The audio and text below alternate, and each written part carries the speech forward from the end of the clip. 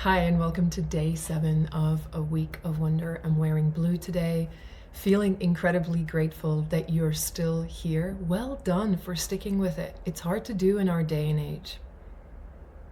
Today we're going to close this loop.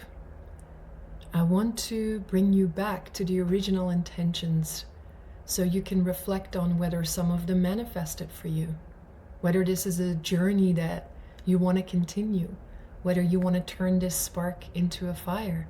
I hope there was a spark for you. I feel like I've said this often, but the intention is to open a door that you won't want to close ever again, that you're curious to see what else is behind that door, that this is just the beginning. Remember that my intentions were to stir more aliveness in you, and also to reconnect to the part of you that is in a state of wonder, maybe your childlike sense of possibility, to give you a new lens through which to perceive the world, and to increase that relationality with the world around you, to give you a sense of reciprocity that will change something for you. A lot of intentions, and I hope that you got to feel into some of them. Today we're going to talk about integration. It's a part of the change process that most people forget. And it's a shame, because if there's no proper integration after you've had your epiphany or your experiment or your experience, then nothing really changes. You could have an amazing insight and then go back to your normal life and not change a thing. So we're going to look at what can we put in place so this spark doesn't go out. I'm very excited about it. But first, talk to me about your art. What was it like to create something? I want to show you. This is something I made. I didn't make it yesterday, but it started from that idea, and I'm going to get my one-line drawing from yesterday. This I did on the video, Doesn't look like much, but this can turn into this in 30 minutes. And that could also not look like much to you, but it was very fun to me. And what it does when you start creating something, and this is why I brought that practice and that invitation to wonder, is when you start creating something, a different part of your brain starts lighting up. It is not the part of the brain we usually rely on. And remember how I spoke to you about the different windows of knowing, and how typically in our current culture we rely a lot on our rational mind. And that's great, so cool that we're smart and we can think on our feet. And there's all these other windows of knowing that we actually need if we want to live a creative, beautiful, rich life, if we want to create new things. And one of them is imagination. And having a consistent creative practice, being someone that creates things, even out of day-to-day profane things, like food, like leaving notes for people, that will spark your imagination. It will open a door for you. A good friend of mine reminded me yesterday. I turned to her and said, I'm really tired. I have a lot on my plate. This was a voice note. And I really want you to tell me that it's okay to take time off. She's an expert at this. And she said, remember that when you do something that you love and you take time off, you usually need less time than you think, because your mind trips and says, oh, but if you rest, then you won't be productive, and here's all these things on your to-do list.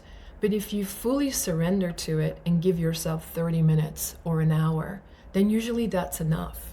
That's one thing. And the second thing she said, and remember that when you do something like make art or do something that doesn't feel productive, that you open to that new window of knowing. And you save so much time, because typically that's where the dots connect.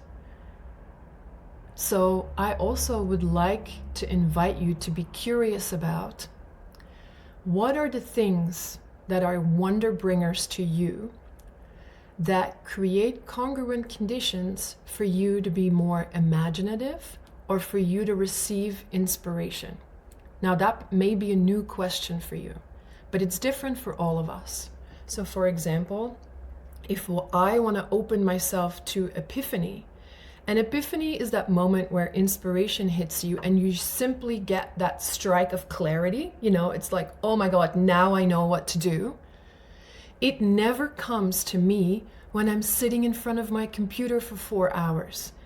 Inspiration does not find me in that place. No. To me, it comes on wonder walks.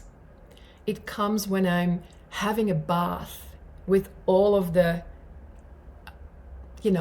senses open. So candles, smells. It comes to me sometimes in the shower. It comes to me when I'm creating something. So when I'm cooking a meal, for example, and it takes hours and it's this slow process, that's where epiphany comes. That's where my imagination opens. So my question for you is, where are you most imaginative? Where does inspiration find you? And how can you do more of it? This is one of your integration questions. So put a pin in it. I'm also going to pick a winner. Let me do that now, and then we'll move on. We've got 2 bowl with names. 2 people, thank you so much for sharing your adventures and your art and your wonder walks. I know that for some of you it feels like such a personal share, so like you're revealing a part of yourself that maybe you haven't before, but for me it's been so beautiful to be in relationship with some of you who are strangers and to see how you've used this week as a springboard to be in relationship with the world around you. Before we continue, I want to make one more point about imagination, and it's this. Imagination creates your reality almost entirely. So if you spend a lot of time thinking about all the things that could possibly go wrong in the future, you will compound negative feelings in your body. And your box closes. So you don't see what's possible. It's hard to cultivate wonder from that place. But if you proactively, intentionally pay attention to what is beautiful, if you intentionally create things and you cultivate that realm of imagination from a place of possibility, which automatically will happen through these practices, then you compound positive feelings in the body. And it's a lot easier to imagine a future of possibility from that place. And that is doing the opposite, so it opens. Remember how I said in the beginning, you can either spiral down or you can spiral up. And what we're doing here is spiraling up. We're creating a higher relationality to the world around us, to our imagination, and therefore it becomes easier to imagine possibility in the future, and therefore we compound positive feelings in the body. Really powerful tool. And so even it could feel to you, I'm just saying this because I used to be this person, it could feel to you like 30 minutes of creating something silly like this is a waste of your time or not productive. But I would love for you to flip the script, and create a new thought and a new belief around creative practice, around cultivating wonder, that it's not something that takes time, but it's something that creates time. It's something that gives you sacred time and therefore gives you more energy, more possibility, more imagination. When I work with groups, I often say we create a pause that speeds us up, because we put people in that state of timeless space, kairos time, And then everything collapses, and the future and the present and the past, they meet, and they're in that imaginal realm of possibility. And suddenly, instead of seeing things through that lens of resignation, or we can't possibly do that, they open up and they see the possibility. And it may seem like a long time for a company, for example, to have a whole day or a whole afternoon. But those people come out of that space and everything is different the next day. And it speeds up their progress exponentially. And I want that for you as well. Of course, my longing for you is that this courtship with the world doesn't end here. It's just the beginning. It's a springboard. I hope that you have sparked something and it's a fire you want to keep tending to. And you've opened the door and you want to see what's behind it. So I have 2 invitations for you. The first one is join us in the Wondr Lab. It's an online global community of women who are curious, who want to live in possibility, who are creators and manifestors and pioneers, who are curious about their belonging and their becoming. It's all about relationship to self, to others, and to the world around you, and increasing your relationality, and then witnessing what sparks from there. And the way it works is this. Once a month, we have a masterclass with a theme, and the theme carries through for the rest of the month. We've explored things like epiphany and how to create more congruent circumstances to be open to inspiration. What is it for you? We've explored soma and having a deeper connection to the body. We've explored meeting the muse, being more creative, what that looks like for you, and why you need to have a relationship with your inner muse, and how that becomes a unique expression of soul. Next month, the whole month, is going to be around how can we stay in this realm of possibility. It's called the realm. What happens if we create all of the circumstances for ourselves to spiral up, to be in deep relationship with the world around us and with the people in this community? What is the magic that can be stirred up when we do that, and how do we do it? So that this becomes our place of residence most of the time. Not by doing more, but by having a different state of being. So it's a continuation of what we did this week, and then to create a commitment of staying in that place and seeing what wants to be born from there. So that's the theme for next month. So like I said, the Wondr Lab is $29 a month. We have a theme, and then we meet in circle. So you get to meet women from all over the world. It's truly magical. And there is practices to go with each theme. They can be things like imaginative journeys. They can be things like art practices. Every month there's a writing practice. It's really endless. And when you join now, you have access to all of the previous master classes and all of the previous practices, and you can start straight away. So you can either join for $29 a month and then cancel anytime, or you can pay $299 and then have access for a whole year. So that's something really epic I would love to invite you into. Secondly, I run retreats, and they're my greatest joy. I'm so proud of them because they change lives. And I have been running retreats with a rites of passage framework for the last 7 years, and they are so wonderful. So I run a retreat called Wild Wonder 4 times a year in Australia. And the women that come often tell me that that was the moment that everything changed for them, because we do create that Kairos container that you can be in for a weekend. And we totally wrap you in wonder to the point where you can't believe it. And we create relationality with yourself, with others, and the world around you, so that, again, something is sparked. These retreats are super special.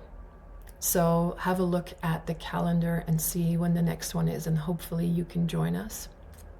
They're always seasonal because it's about relationality with the world. So I designed them to suit the season so that you can drink the fruits of that season, to remember who you are, to have free expression in the world, to create from the heart, and to feel so alive. And I think that's what happens to women when they come. They just remember who they are, and their aliveness is sparked. And they typically look different on Sunday than they do on Friday. It's so unique. It's hard to put in words what happens on these weekends, but it's so incredibly powerful. So I highly recommend joining us for one of those retreats. And after having said that, I'm going to give you my invitation for today. And my invitation is one of integration. And you're going to create a small ritual for yourself. And what's cool about ritual, it is one of the only man-made practices that induces Kairos time. I'm big into ritual, so all of my retreats will have ritual elements in it and ritual theater in it, because it is so powerful in creating that timeless moment.